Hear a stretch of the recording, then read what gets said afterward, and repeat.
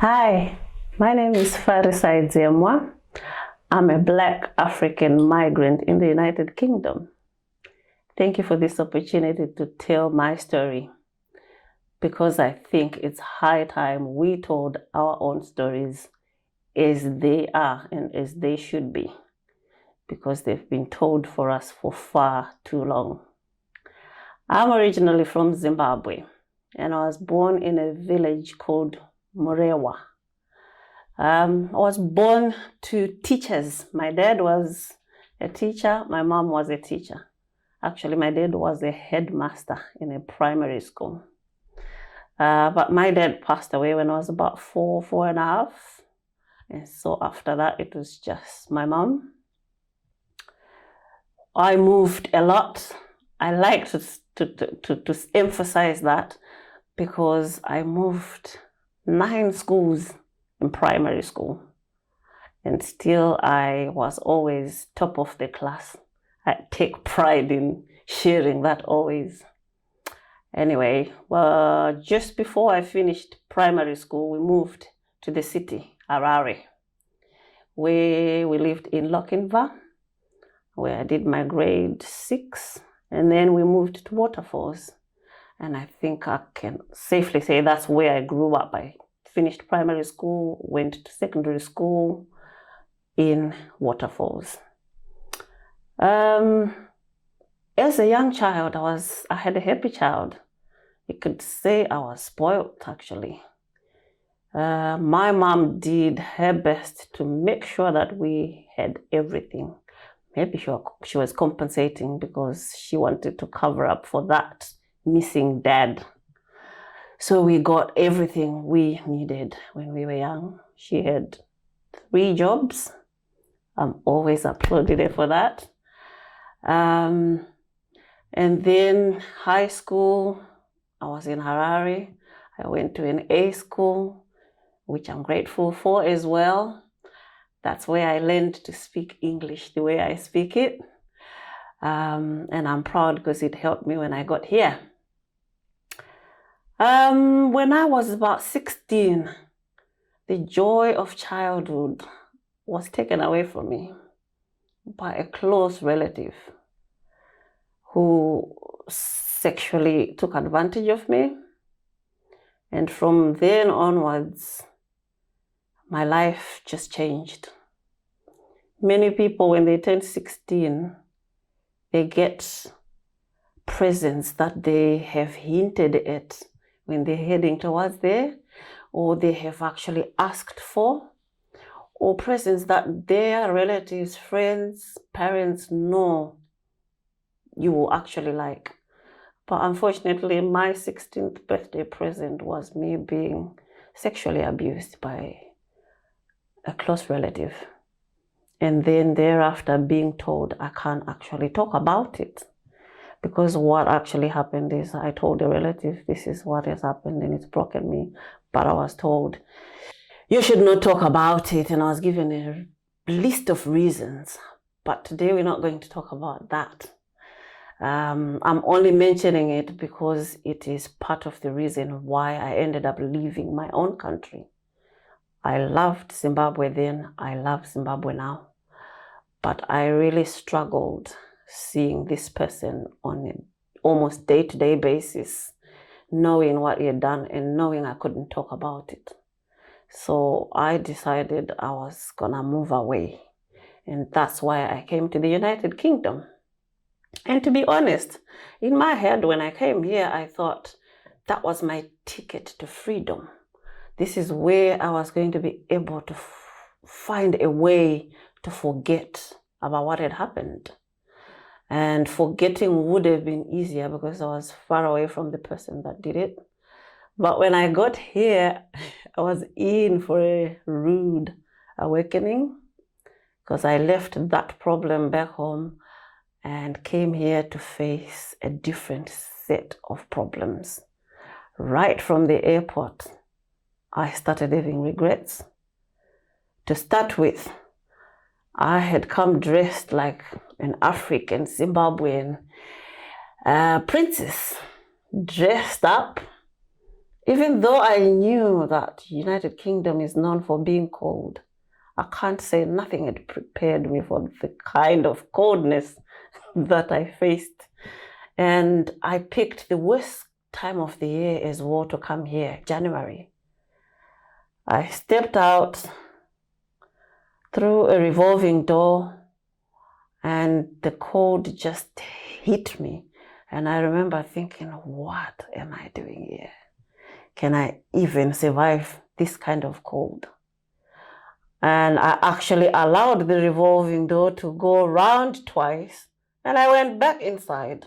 And I was thinking, I can't stay here. I don't think I'm strong enough for this cold. I remember a security guard laughed at me when he asked me, why do you keep going round? You're supposed to step out. And I said to him, it's too cold. He laughed at me and he said, well, I can help you with that. So he took me in the airport, these shops. So he took me to a sports shop. I can't remember the name. And he said to me, you need to buy yourself warm clothes. He actually explained to someone in the shop that I needed to change. So yeah, I did. And then through the same revolving door, I came out and I faced another problem.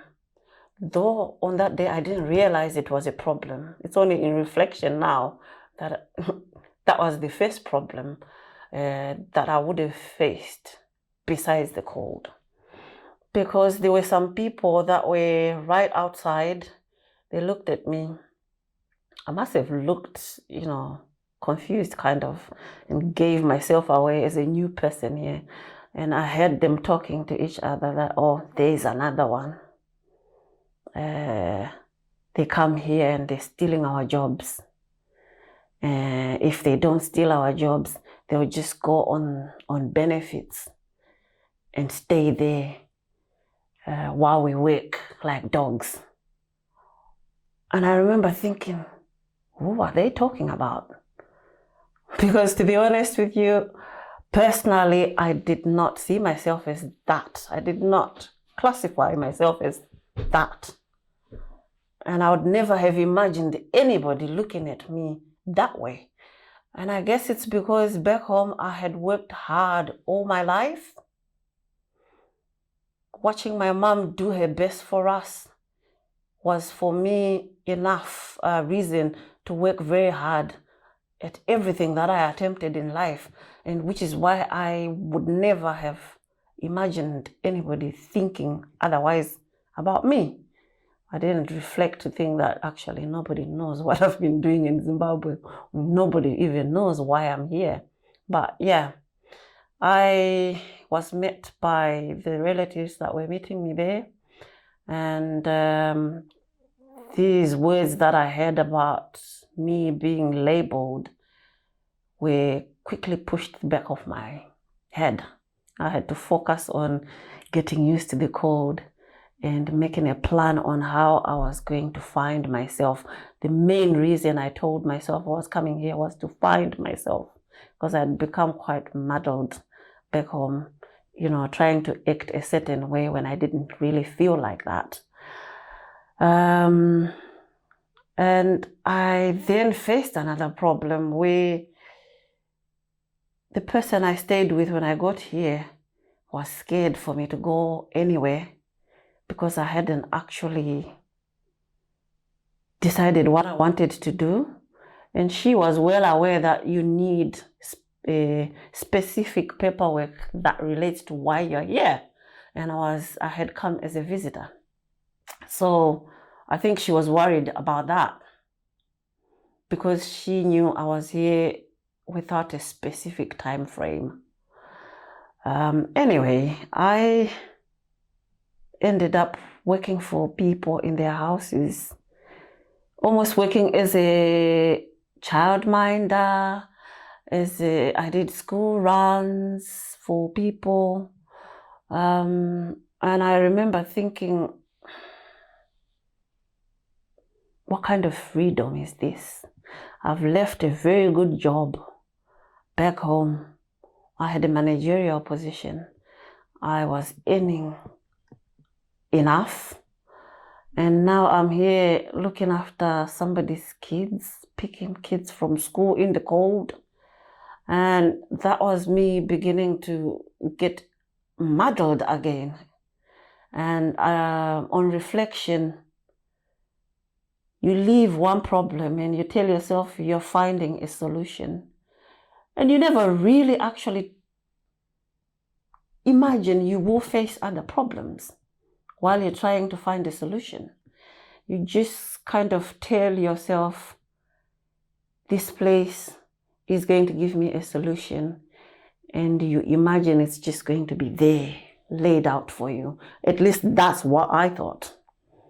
Because I heard a lot of people saying, United Kingdom, their currency is powerful, everything is first class, they are way ahead of us. You get there and you're like sorted. And so I thought I didn't even need that much time in this country to sort myself out and then work a plan of how to progress my life with my son. I actually left my son when I came because I didn't know what to expect. I didn't know what kind of place I was going to stay in. I didn't know if my relative was going to accept me with baggage. And I say baggage not because I considered myself my son baggage, but the culture where I come from, if you're a single mom, you might as well call your son or daughter or kids baggage because you get so many labels out of it. And that would have been as well a secondary reason why I felt I needed to get away for a while, because it seemed like I faced one problem after another, lose my dad, get sexually abused, and then got pregnant without being married. And I found myself piling labels, and I didn't like labels. I still don't like labels, which is why it's kind of ironic that the solution that I picked was on one side a solution, on the flip side a problem, because it came with its own labels. I ended up studying. I did nursing. And while I was studying, I did part-time work as a care assistant, as a support worker. And I found the labels starting to pour in from all angles. And that's when I started remembering those words that I heard as I came out of the airport, when people were saying, there's another one who's come to take our job. I was to hear that several times in the different jobs that I worked, being accused of stealing jobs, being accused of being a parasite, being accused of being a liability. And those were very painful words to listen to, because I'm a proud African woman. And I take pride in the fact that I was brought up to earn my way in life, earn respect, earn money, earn whatever label, whatever anybody calls me. But somehow the labels that came, I don't feel I earned them. And I don't feel anybody should have been labeling me that way. And ironically, again, back home, I was told, shush, don't talk about your abuse, because it comes with a lot of adverse effects on your life. Then I got here, I'm getting this list of labels. And again, I'm being told by the relative here and by the fellow Zimbabwean friends that I made here, that I actually need to shush again, keep quiet about the discrimination, about the mistreatment, about the misjudgment, about the labels that I didn't deserve. I was told to not speak about it because I would put myself at risk of losing a job. And if I lost my job, I wouldn't be able to pay my way in life, accommodation, and I would end up homeless. And that was a scary thought. England is cold. Being homeless in England to me was a scary thought. I had to learn another way of acting like everything was normal. This time, though, it wasn't that difficult, because the same way I learned to act like I didn't suffer abuse, the same way I learned to act like everything was okay when I was back home, it's just the same strategy that I picked up again and learned to act like I didn't care that I was labeled. I didn't care that I had to always go the extra mile when I was working in order to be appreciated. And I had to pretend even that I wasn't aware that there was discrimination or there was racial differences. And it's painful. Acting, if you're being paid for it, I think it makes it worth it. And it kind of fuels your efforts on it. But if you're acting because you have no other choice, that hurts. That's painful. And you learn to do whatever it is you're asked to do it the best way possible, because as well, you want to reduce the risk of being told you're not good enough to do this job, or you're not good enough to be here, to be studying this course, you're not good enough to be staying in this area. So whatever I've had to do, I've had to go the extra mile. And throughout, I kept thinking, which is better? And then the worst thing is, I watched the news, I listened to the news on radio, and I listened to people talking when I'm out and about in the shops, or at events, or at work, or at uni when I was studying. I listened to people telling my story in a very generalized way, in a very presumptuous way.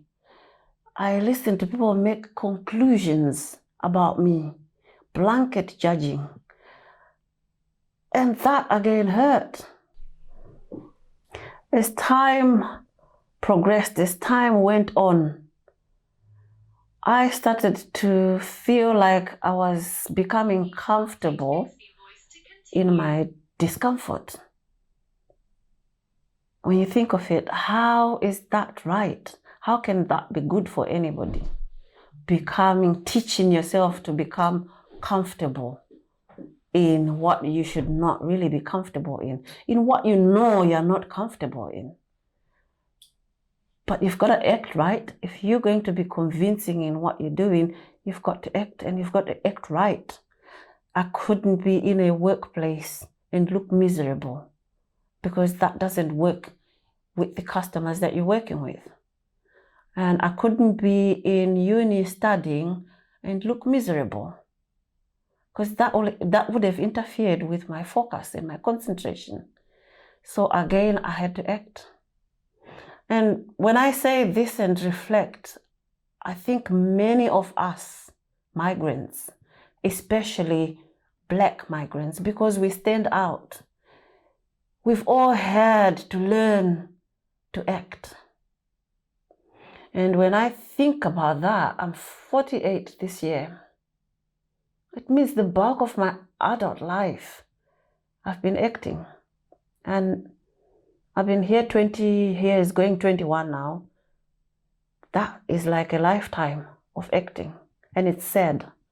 And today I am sharing my life, my story, to get people reflecting, to get people thinking, and to paint pictures, to the right picture to everyone about the realities of our lives.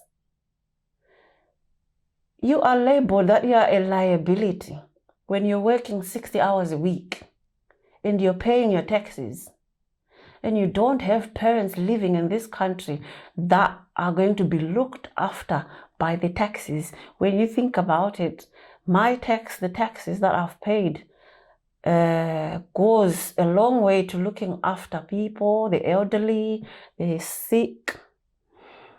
And yet still the label sticks. That hurts. That is painful.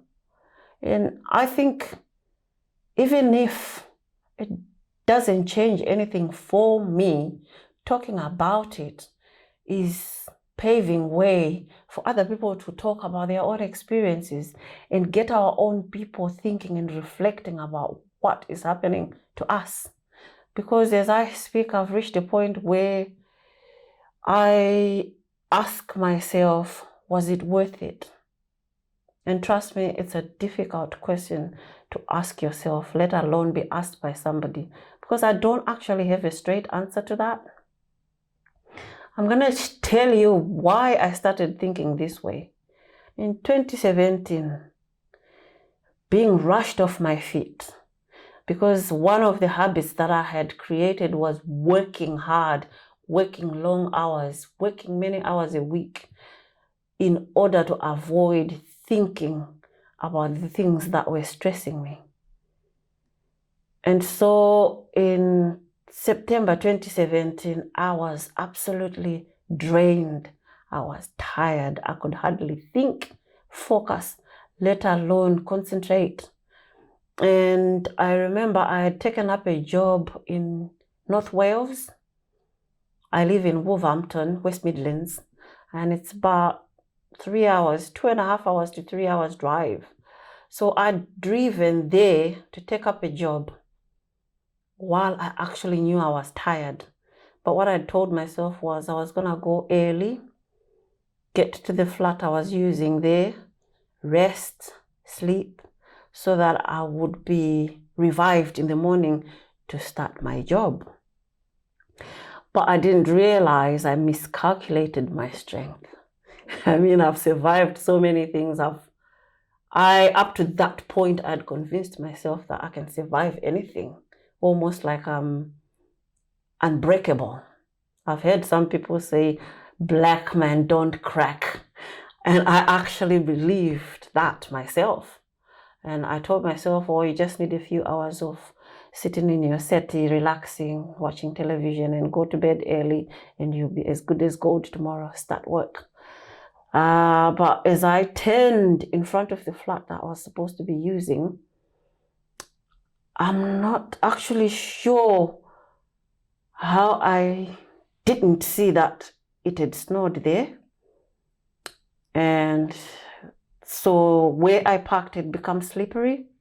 And when I stepped on the brake, the car just rolled into the wall. It must have taken less than 5 seconds, to be fair. But those 5 seconds to me were like a lifetime. I don't know how to explain it, but I watched a slideshow of my whole life in those 5 seconds, from my childhood, before the abuse, to when I actually got abused, and everything else that happened in between until I had to leave home and come here. And then all the moves that I'd made in England, I moved so many times. A lot of people call me adventurous, but they don't know that my moving from one town to another, one job to another, was a coping mechanism. When things became too much for me in one place, be it the discrimination, the labels, or the memories of what happened to me back home, whenever that became too much for me, or if I thought somebody was catching on to that, was actually realizing that something was not right with me, I would move. Because I never wanted anybody to know the real me. When I reflect now, I think it's sad. Because I think all the things that happen in an individual's life, the good and the bad, shape who you are, who you become, and who you're going to be. And being ashamed of that is sad and wrong. And yet that's the only thing I knew to do, to respond that way to it, because the way people talk about negative things makes you want not to talk about it. Unfortunately, it hinders your progress. It hinders you getting over it. It hindered me for many years from getting over what happened in Zimbabwe, from getting over some of the stuff that happened here. I can't go into detail, but I hope at some point in the future I can actually tell some of the stories of the discrimination that I have faced here. When you use the word discrimination without painting vivid pictures, it's very easy to just think, oh, wow, it's just a word. And it's very easy to tell somebody, you know what, don't pay too much attention to it. Don't think too much about it. Don't overthink it. Don't let it get to you. It's easy because the word discrimination does not sound raw, does not sound hard, does not sound painful. But its meaning, when you go through the things that actually are classified as discrimination, it's a raw word. It's a painful word. And so I'm passionate about telling my stories because I want people to actually embrace those images of how painful it is. And this is not just my own people. And when I say my own people, I'm talking about migrants, be them Zimbabweans, Jamaicans, or any other part of Africa. As Black people, Black migrants, be you first generation migrant or second generation migrant. In this country, one thing I've learned is once you're Black, whether you have citizenship or not, you are considered a migrant by many people. You are considered a foreigner by many people. And another word that's used that actually really gets to me is alien. I mean, yeah, literal meaning, you can get what they mean. But when you look at discrimination and alien, you can easily think alien is more painful than discrimination. But the meaning actually, discrimination is worse because alien basically means foreign. But we associate the word alien with the aliens that you see on television. And so we don't like it either. Anyway, after watching that slideshow, as I went into the war, I suddenly realized that I could die and people would never know who I actually really am. And I remember thinking right back to when I was little. I was very clever. Some of the words I remember being called clever Farisai, intelligent Farisai, bright Farisai, and hearing some people saying, this girl will go far. And yet, all of that got lost in some of the things that life dishes to you. All of that was lost in cultures that do not teach you how to deal with tragedy, that do not teach you how to deal with trauma, that do not teach you how to cope with hardship. You are told that you can cope with this way or that way rigidly because maybe it worked with one person or with a group of people, and it becomes custom, it becomes a tradition, it becomes a culture. Once again, I'd like to thank you for this opportunity to tell my story, and hopefully I can tell some more soon.